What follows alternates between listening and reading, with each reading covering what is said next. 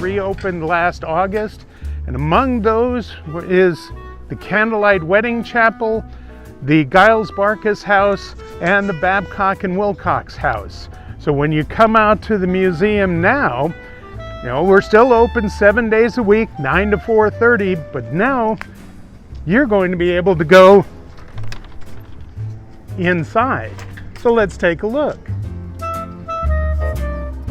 So when you come out here to see the chapel, you'll come in just as you have over the years. You'll still be able to see all the different mannequins in their outfits, but you'll see that we have new outfits on the mannequins, different dresses, different suits, a different time period for this particular wedding because the chapel was in business from 1966 when it was built forward to when it was moved out here.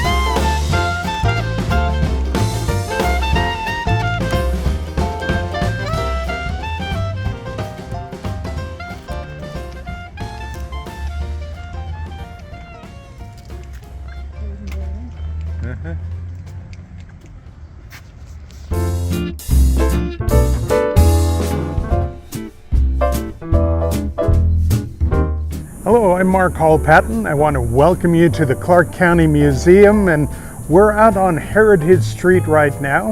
I want to talk to you about the Babcock and Wilcox House. This is the one that's right behind me here.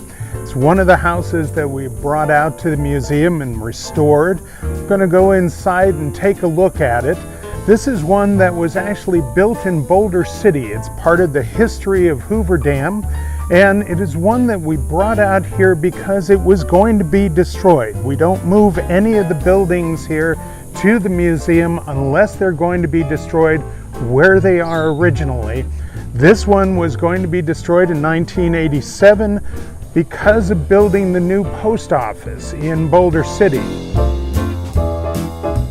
The house is a relatively small one, but this was actually one of the houses for one of the managers of the Babcock and Wilcox Company.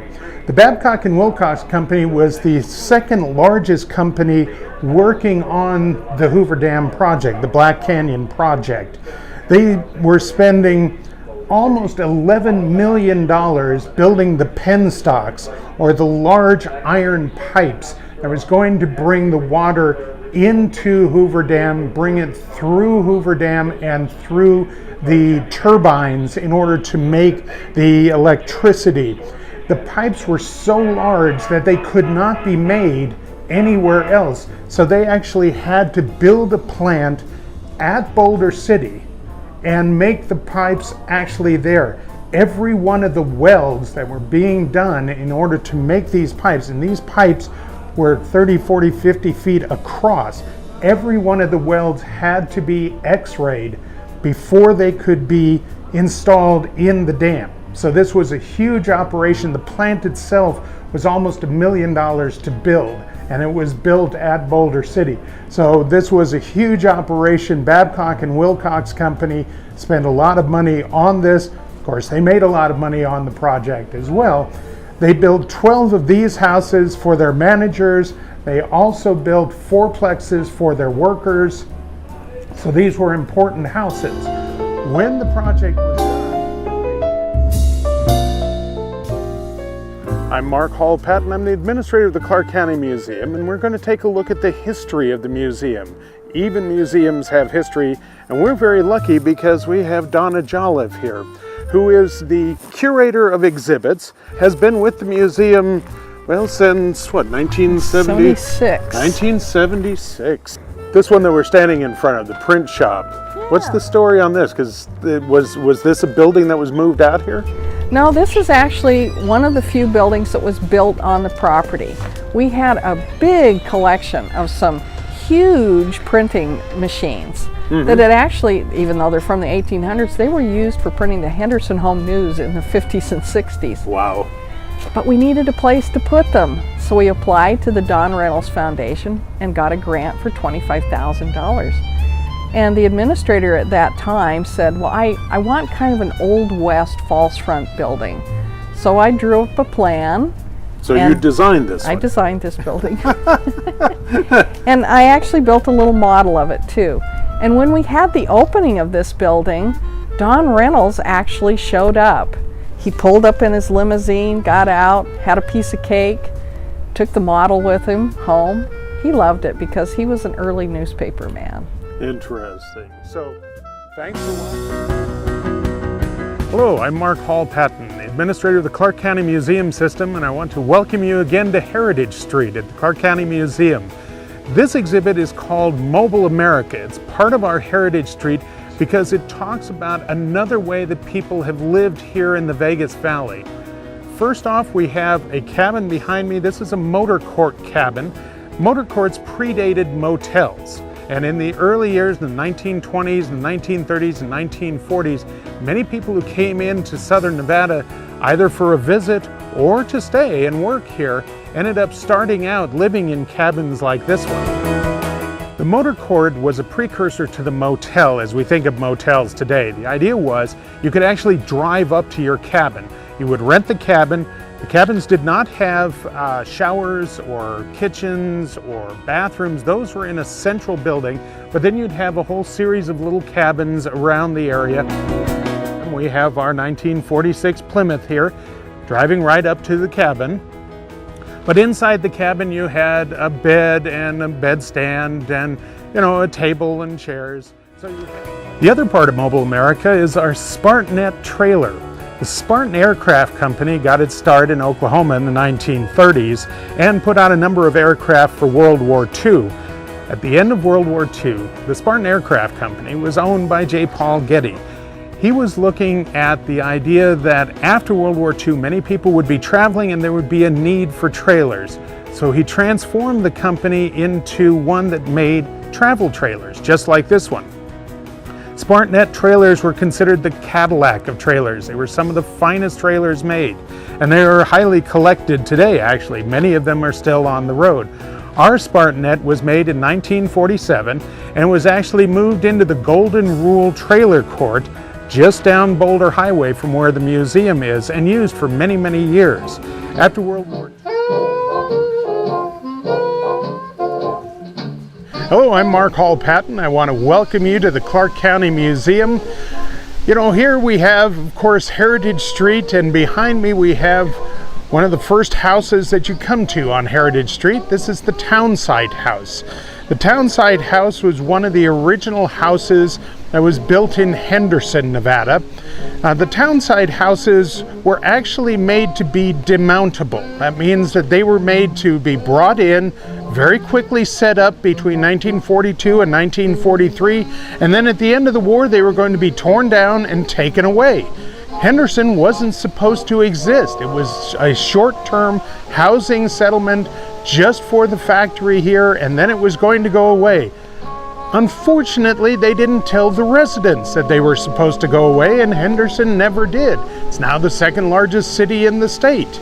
But in order to be able to talk about that period of our history, when this house became available, it was given to the museum. It was moved out here in 1982.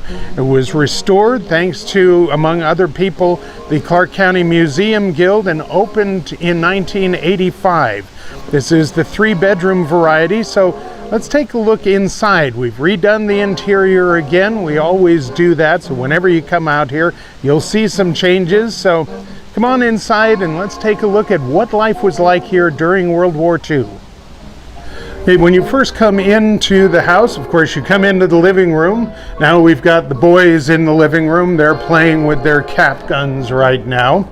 And as you come in, depending on what time of the year, you'll see the family in different parts of the house.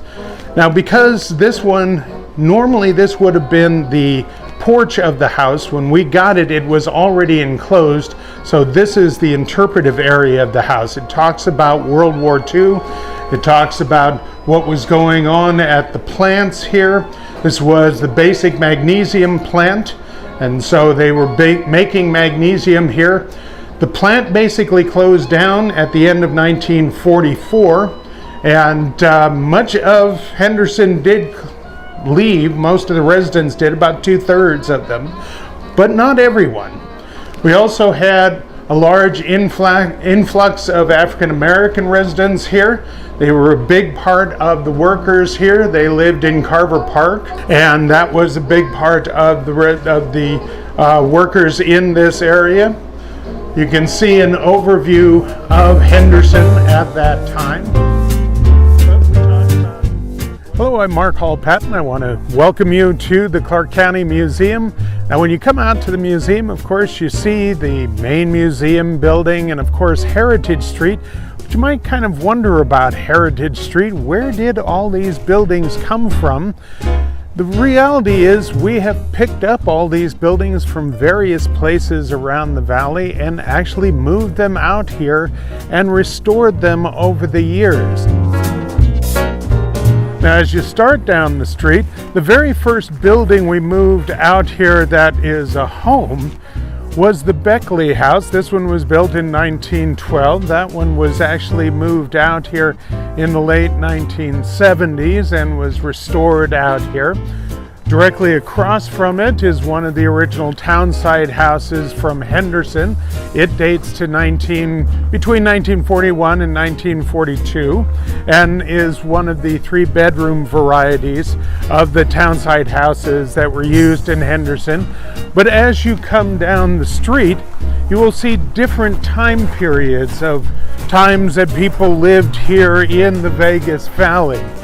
We have on this side the Gaumond House. The building was actually built in 1931, but we have it restored to the late 1950s. Now across the street, right over here, we have an area that we call Mobile America. It talks about different ways that people lived here at times when they were just staying for a short time. We have a motor court cabin and a trailer. A lot of people would come here and stay in trailers. This is after World War II. We have our print shop here. Now, the print shop is actually one that is a reproduction. It's not an original building and was built on site, but it's a reproduction of what a print shop would have looked like in an old city like Las Vegas in the early years here. And then here at the end of the street, we have the Giles Barkas house, which was originally built in Goldfield in the mid-1920s and then moved down to Las Vegas. And directly across from it, we have the Babcock and Wilcox house, which was built down in Boulder City in the early 1930s. Now, all of these buildings at various times have been brought out to the museum. They have been restored back to the time period of the houses. And you can come out here and go through them, learn about how people have lived over the years, and just see how it's changed, how it's the same, because it has changed. Hello, I'm Mark Hall Patton. Welcome to the Clark County Museum.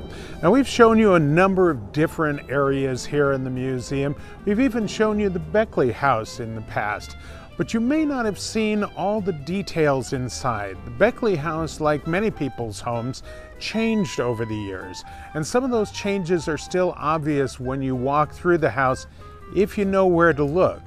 First off, from the outside here, if you look up at the top at the dormer window, that window actually opens, and it opens because the Beckley children actually stayed in the attic. That was turned into a bedroom. And so during the Summers, when it would get warm, they would open up the windows. It would allow a breeze through and it kept it comfortable. But let's take a look inside and show you some of the other secrets of the Beckley house. Now we've moved inside the Beckley house. Now we look at this today and it looks like all the front room, but actually this portion, when the house was built in 1912, was the dining room. And the area behind me that's the dining room in the house as we have it here was actually the kitchen. But as you look in here now, you can see that in the 1920s, when the house was expanded, they added on a kitchen, changed the kitchen into the dining area, and expanded the living room area. But right around the corner here, if you come through the house, you can see the stairs that leads upstairs to where the kids would sleep. As we walk through the house, you can see here the backside of that staircase that leads up to the attic area was turned into quite a nice size closet. The closet wasn't originally here, but it did make for a useful space in the house. However, off the bedroom here, we also have a bathroom. Now the bathroom shows you what bathrooms were like at about 1920. But you might look at it and say, why is there a door over there? Because that door does not go anywhere. Originally it did. If you remember, the dining room was originally the kitchen. Now it's the dining room, so they just walk in. Howdy, I'm Mark Hall Patton, the administrator of the Clark County Museum, and today I'd like to take you behind the scenes in one of the exhibit houses here at the Clark County Museum. So let's take a look at the Gaumond House. So when you come inside the houses at the museum, you'll find often that we have these barriers up. And you might wonder, well, why can't we be allowed to walk in there? Well, let's take a walk through here and see what's actually in these areas. Part of what a museum does is it cares for the artifacts in its collection. That's actually the primary thing that we do. That's what we are in business to do, is to care for these artifacts. And you can see the artifacts are just sitting out as they would be in a house. And we have our flamingos up here on the counter. This is, of course, the Gaumond house, and this is one that is restored to about 1959, 1960. So this is very much the decor that would have been used at the time. When we picked wall colorings, we picked those from paint swatches from the time. So they are exactly what you would have had on the walls. And we try to make sure that it looks absolutely correct. But unfortunately, by having everything out like this, in order to care for it, we have to make sure people don't come in and sit on the couch or sit on the chair or try to eat the chocolate that's sitting out. By the way, those are not real chocolates. They are fake. So as we come in here, we have yet another wall and we have another door here. Now, understand these doors are always closed, they're always screwed tight so you can't walk through. We have them open just for the filming today because we're caring for the artifacts that we have on display. And this is also how we change the artifacts. When you come out here, we have to have a way of getting in here, and climbing through the windows didn't work all that well. So we put the doors in. And you see Mr. Gaumond and his girlfriend are having a little meal. Obviously, she just gave him a Parker pen for Valentine's Day. Even in the bathroom, we have to have it set up to look like somebody's actually living here. And as you stand in the hallway and look through the door, you might not see it, but there is still a toilet in here, and it is green and black, just like the tile and the bathtub, all of this. This is all original to that time period in the house. This all came with the house when it was moved out here. Even the kitchen has... Hello, I'm Mark Hall Patton. I want to welcome you to the Clark County Museum and hope that you'll come out and see us here. Today I want to show you the Giles Barkis house. It's one of the houses that we have here at the museum, one of the many that have been moved in from various locations. In this case, this little house was originally built in the city of Goldfield. Now, you may not think of Goldfield as someplace that you'd be moving a lot of houses out of, but in this case, this one was built in 1924 after a major fire, oddly enough started because a moonshine still blew up, burned down most of the town. So needed to have a little house, and Edwin Giles, who was a local mining engineer, built this for his family. Later on, his daughter Edith moved it down to Las Vegas, and it sat right at the corner of Giles and Hacienda. So it was down here for a while, and eventually we moved it out here to the museum in the 1970s, restored it, and opened it to the public. But one thing I want to point out before we